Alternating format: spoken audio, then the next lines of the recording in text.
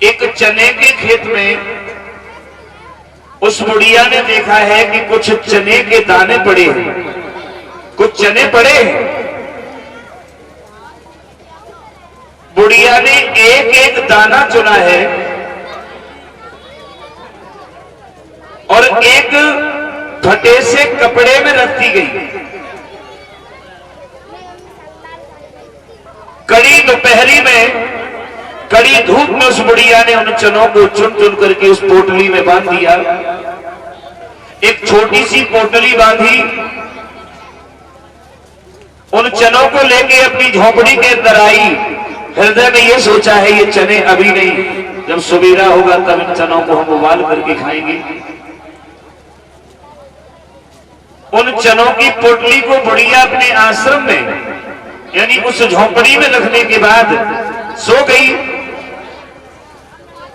उधर रात जब हुई तो एक चोर चोरी की इच्छा लेके बुढ़िया की झोपड़ी में प्रवेश कर गया, मगर झोपड़ी में से कुछ नहीं मिला।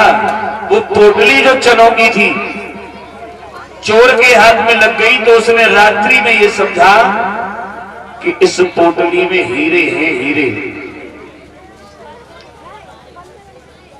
उस पोटली को लेकर के वो चोर भागा।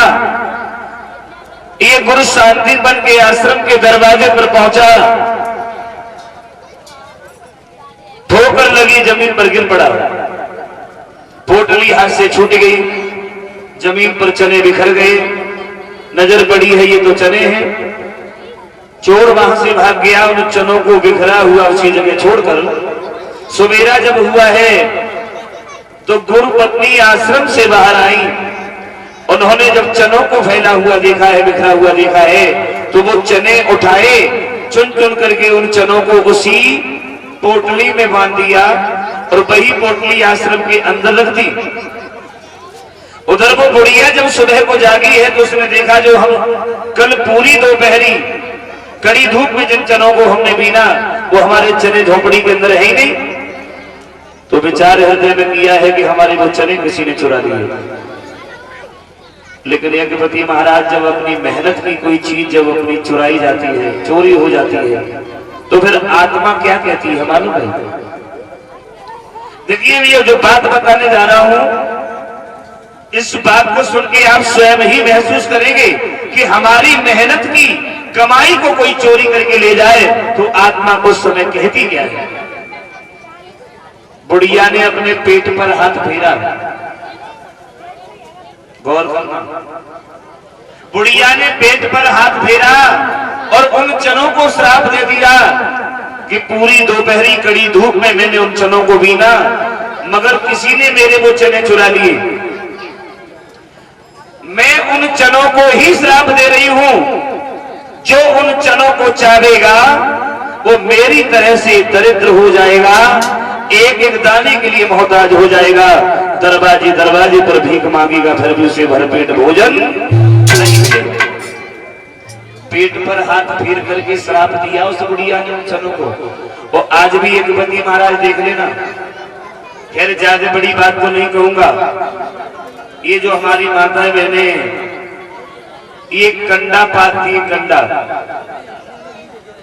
कंडे जहां ये पाथती है ना, अगर कोई कंडों को फोड़ दे तब इन्हें देखना तुम सवेरे को जब दरबज्जे पे ठाड़ी हो जाए तो पेट में हाथ भराता है।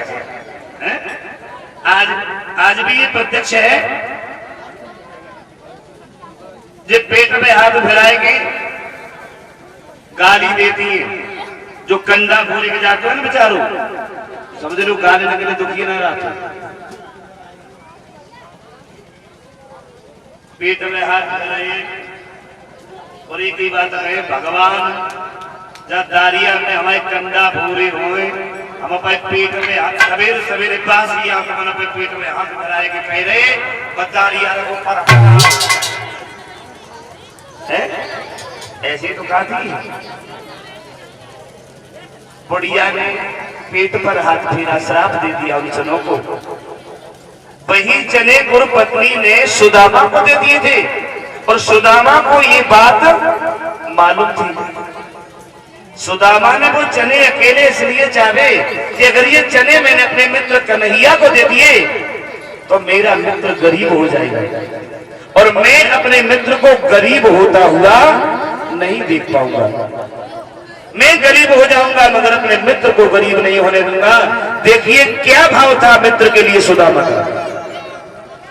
कन्हैया ने सुदामा को श्राप नहीं दिया। कन्हैया भी सुदामा के दिल की बात को समझ गए, उस भाव को समझ गए।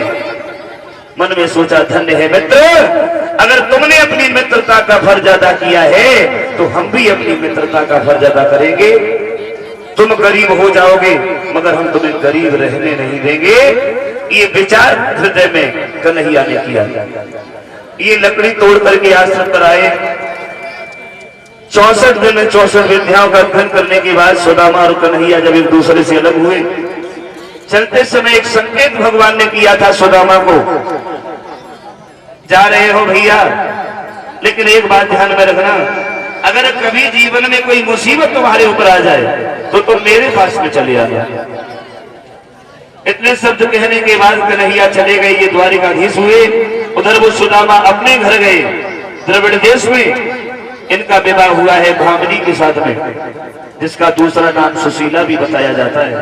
लेकिन जिस दिन से सुदामा का विवाह हुआ है भामिनी के साथ में, उस दिन के बाद में क्या हुआ ये कुछ भागवत कथा में दान है। 25 केजी आटा सुधाकर सिंह जोशी गांव गंगनपुर के रहने वाले हैं, उनकी तरफ से 15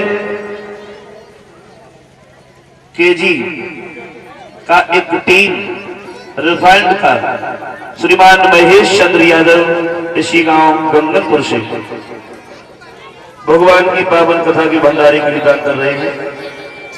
और ये 101 रुपए शैलेंद्र कुमार गंगनपुर